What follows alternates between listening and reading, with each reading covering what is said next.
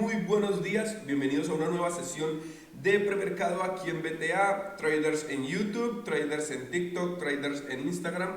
Buenos días a todos, 5 de diciembre, 7:15 de la mañana, Fabián. Comenzamos una de las semanas, diría yo, más interesantes que comienza a marcar la pauta de cómo va a ser diciembre, de qué va a pasar en el mercado, de si vamos realmente o no a tener un rally como siempre lo hemos visto. Así que comencemos esta nueva sesión de premercado.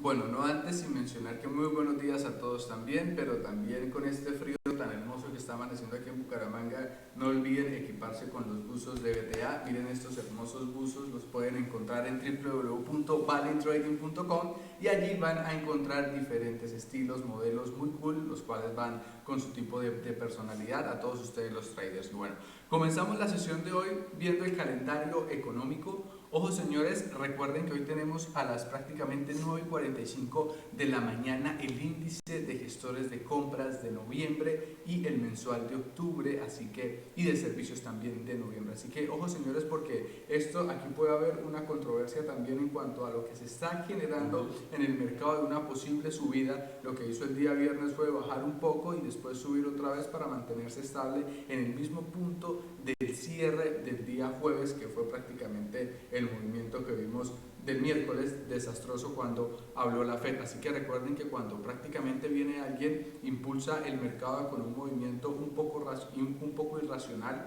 prácticamente después viene el mercado con su misma economía a recuperar prácticamente que eso falso que hizo el mercado como tal. Después también prácticamente tenemos a las 10 de la mañana el índice ISM de empleo en el sector no manufacturero, y recuerden que prácticamente este índice de empleo manufacturero representa el cambio en el empleo de las empresas industriales. Así que a las 10 de la mañana posiblemente podamos estar teniendo un movimiento casi que igual que el del día viernes, si obviamente el resultado está por debajo del resultado anterior, ¿no? Porque recuerden que el jueves, cuando prácticamente sale el resultado de empleo de la parte agrícola, prácticamente que el mercado fue muchísimo menor al anterior, pero más que lo previsto. En teoría el calendario lo mostraba como positivo, cuando en realidad fue una caída fuerte, ¿no, Pedro? Correcto, total.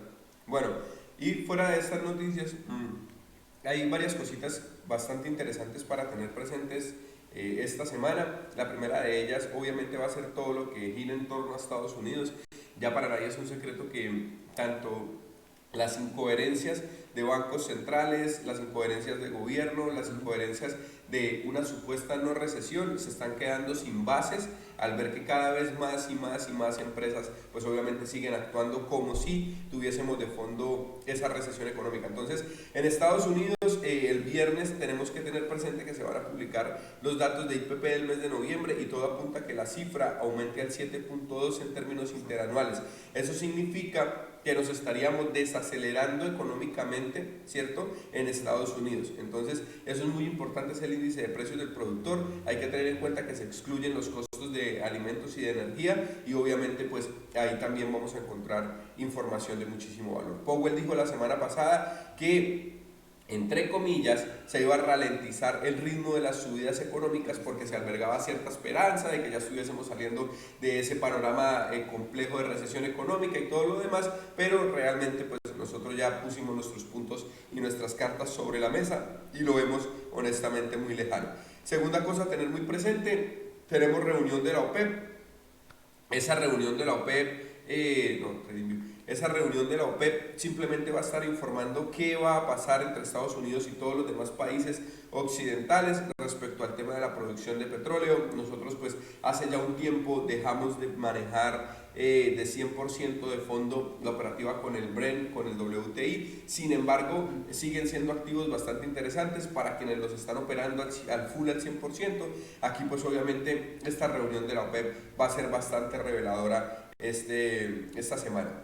Y recuerdo tanto, Pedro, interrumpirte, que cuando lo operábamos en abril-mayo, que estábamos iniciando con la sesión de operativa en vivo también con todos ustedes, Creo que el precio oscilaba entre los 50, 60 y dijimos una vez con Pedro, ojo marica, porque prácticamente el mercado puede estar teniendo esa alza por encima de los $100 el barril y hoy se encuentra superior a los 110.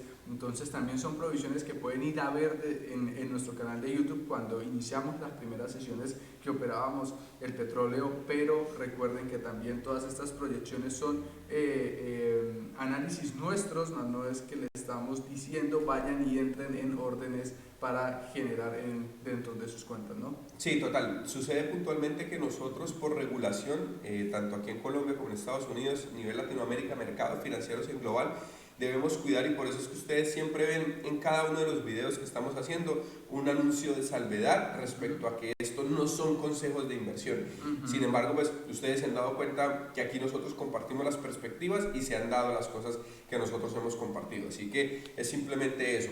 Tercer punto, muy interesante, y ya hablemos de la economía de Estados Unidos. La semana pasada lo que fue el Standard & Poor's 500, el Nasdaq 100 y el Dow Jones, todos registraron subidas semanales. Me encanta seguirlo poniendo entre comillas porque ya nos hemos dado cuenta que nuevamente es una cortina de humo y eso ya lo hemos validado nosotros de fondo, y al final del día registramos esas subidas. El Nasdaq fue el líder en todas las subidas, ustedes lo vieron en las sesiones de trading en vivo que estuvimos compartiendo, y llegó el Nasdaq a tener un 2% en su conclusión de la semana. Entonces fue un movimiento bastante interesante, a pesar de que fue más del 2%. Lo que pasó fue que el día viernes tuvimos un retroceso bastante significativo.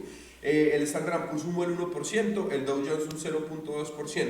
Entre comillas, los mercados, o en su resultado semanal, los mercados de Estados Unidos, principalmente estos tres índices, tuvieron una semana positiva, entre comillas, ¿no? Esperemos a ver qué pasa al final del año. Las acciones, pues al final Powell dice que se debe esa subida al anuncio de que se ralentizan las subidas de tipos de interés, pero todos sabemos que todavía faltan bastantes cositas.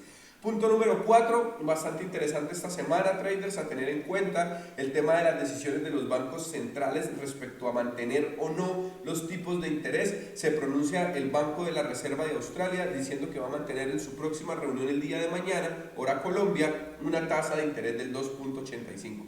Eso me llama bastante la atención porque está demostrando, si es así, que es una economía lo suficientemente sólida para quizás darle un mejor manejo a todo este asunto, ¿no? Exacto.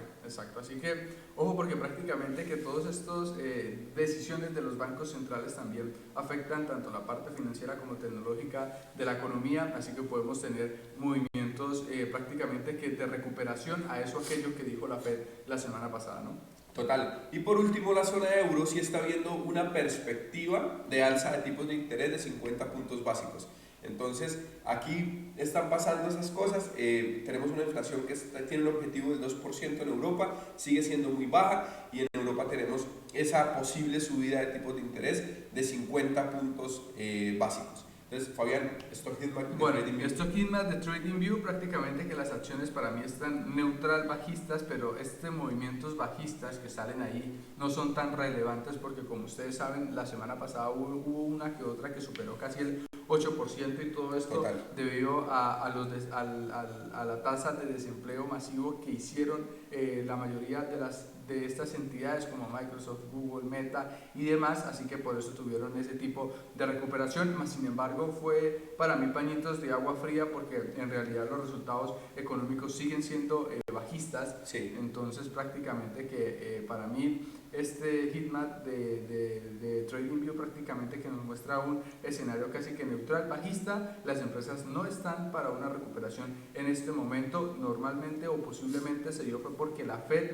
dijo vamos a bajar las tasas de interés un poco para suplir un poco la demanda de las diferentes entidades para que tengan créditos, liquidez y demás, pero prácticamente que para mí esa no es la salida y fue una salida falsa de la Fed para engañar y tomar antes ellos más liquidez de lo normal, porque cuando se dan este tipo de movimientos irracionales es para que el mismo mercado tenga aún mucho más liquidez. Si ustedes se imaginan la cantidad de traders que estaban en ventas, porque en realidad hizo una caída antes de subir brutal que rompió resistencias, y sé que más de un trader hizo ventas allí y no se lo esperaba, literal, no se lo esperaba ese movimiento alcista y pues el que aguantó toda la subida completa tuvo que haber sido con un lotaje muy bajo porque prácticamente... O una cuenta muy grande. O una cuenta muy grande porque con un lotaje de 0.02 alcanzaba a marcar casi los 400, 500 dólares y para mí con un lotaje tan pequeño llegar a esa magnitud fueron muchos pips hacia arriba, ¿no? Total, y lo que hay que tener en cuenta, Fabián, es que como usted lo dice, o sea, todos los mercados lo que buscan es liquidez en este preciso momento y yo sé que posiblemente uno estaba ahí operando, lanzó su orden, si no tenía el stop loss organizado automáticamente, un clic dando la orden y 2 segundos después el mercado estaba en las nubes y eso hizo que muy posiblemente se quemaran muchísimas cuentas. Entonces eso es algo que nosotros tenemos siempre que estar teniendo presente, ¿no? Y otra cosa que enseñamos en la academia también es la mentalidad de saber cerrar las órdenes, porque estoy completamente seguro que si a alguien o a la gran mayoría y diría yo que en un 90% para arriba que tuvo ventas y se les devolvió la orden con la primera vela que fue muy alcista, dijo esto se va a recuperar nuevamente hacia abajo, así que aguanto la posición o sobreloteamos en estos puntos cuando en realidad siguió fue para arriba. ¿Por qué? Porque prácticamente que estas comparencias de la Fed y demás lo vemos es prácticamente que la noticia fundamental de qué fue lo que dijeron prácticamente que media o una hora después. Entonces en esa media hora es que hacen los desastres y ya cuando fue el desastre completo es que nos enteramos qué fue lo que pasó en esa comparecencia y prácticamente que no sabíamos que él estaba diciendo que las tasas de interés las vamos a bajar un poquitico para recuperar y que vamos bien para el movimiento de la inflación. Así que eso no lo sabíamos en esos 3 minutos que se movió, porque en realidad fueron 3 minutos que sacudió el mercado fuerte, agilizó con 3 y después otros 3 fue para arriba también. Entonces no sabíamos qué estaba diciendo la Fed y por eso les decimos, trader, tengan muchísima precaución cuando operan en fundamentales tan fuertes y sobre todo cuando habla la Fed o definitivamente la entidad que regula o tiene más peso sobre el índice de divisa activo que estén operando, ¿no? Totalmente, totalmente. Y nada, pasamos al tema de criptos para ir cerrando. También, sí. Acá está. Bueno, Bitcoin sigue subiendo, 6.38% en los últimos 7 días, 1.83% en las últimas 24 horas.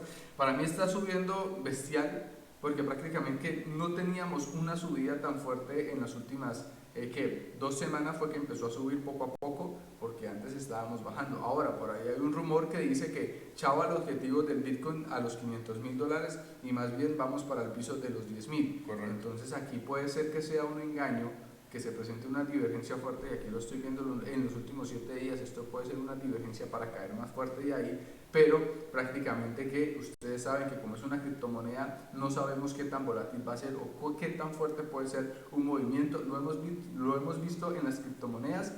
Hoy podemos estar así y en una hora puede ser que el precio llegue hasta los $50,000, $100,000 y los que tuvieron la capitalización ahí, genial, y los que no, pues nos quedamos fuera del barco, ¿no? Totalmente. Y bueno, para ir cerrando, tenemos con este tema el Bitcoin a El Salvador, al borde del abismo, como lo están anunciando varios medios el día de hoy. Ustedes saben que Bukele lo que hizo fue declarar el Bitcoin como parte de una de sus monedas legales para todo el país, El Salvador, y por ahí están corriendo rumores todavía no oficiales que dicen que el proceso que tenía Bukele para hacer que todas las personas adoptaran el Bitcoin no fue el mejor proceso implementado, porque lo que sucedió fue que el website que tenían, el exchange, ¿cierto? Que tenían, el exchange sí, el exchange, sí, es válido, el exchange que tenían exigía que las personas hicieran una verificación. Cállese, que es lo que todos nosotros como traders sabemos que tenemos que hacer cuando nos involucramos en todo el tema de los mercados financieros.